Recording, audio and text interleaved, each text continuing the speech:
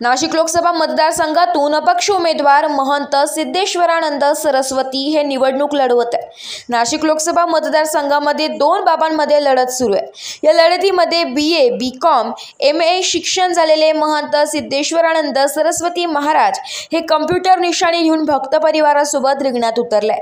सध्या यांनी प्रचारामध्ये आघाडी मारून नाशिककरांचा विश्वास जिंकलाय।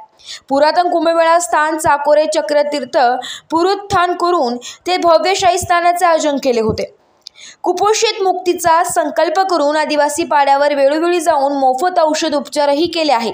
गावागावात जाऊन ग्राम स्वच्छता अभियान तसेच स्वतः गोदावरी नदीमध्ये उतरून गोदावरी स्वच्छता अभियान राबविले। कोरोना काळात गावागावात जाऊन गरजू कुटुंबांना मदत केली आहे व कोरोना योद्धा सन्मान केलाय। हनुमान जन्मस्थान प्रचारासाठी नाशिकमध्ये हनुमंतरायाच्या मिरवणुकीची परंपरा चालू केली आहे।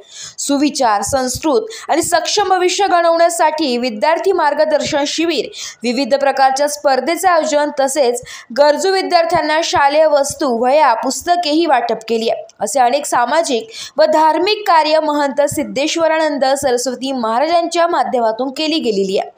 आता नाशिक, दिंडोरी आणि सिन्नर पंचायतरिका MIDCची दुरावस्था झाली आहे। आपण म्हणता नवीन उद्योगधंदे आणू, पण मोठ्या पक्षाचे राज्य असताना त्यांनी पंचायतरिका उद्योगाचे नाव शिल्लक ठेवले नाहीये, तर आपण ते नाव लौकिक पुन्हा कसे स्थापित करणार? गोदावरी स्वच्छता रोज कागदावर दिसते, प्रत्यक्षात नाही, त्यावर काय उपाययोजना आखल्या आहेत? नक्कीच मला आपल्याला सांगावंसं वाटतं की आपण खूप छान प्रश्न विचारला, कारण तो प्रश्न जो आहे नाशिकच्या हितार्थ आहे। कारण आपण सध्याची परिस्थिती बघतोय, कायदा सुव्यवस्था पूर्णपणे ढासळलेला आहे। त्या कायदा सुव्यवस्थेवर कोणी बोलायला तयार नाही, किंवा आपण म्हणू की कायदा सुव्यवस्था न बोलण्याचं कारण काय असेल, कारण की त्यांचे हात त्याच्यामध्ये असतील म्हणून ते बोलत नसतील।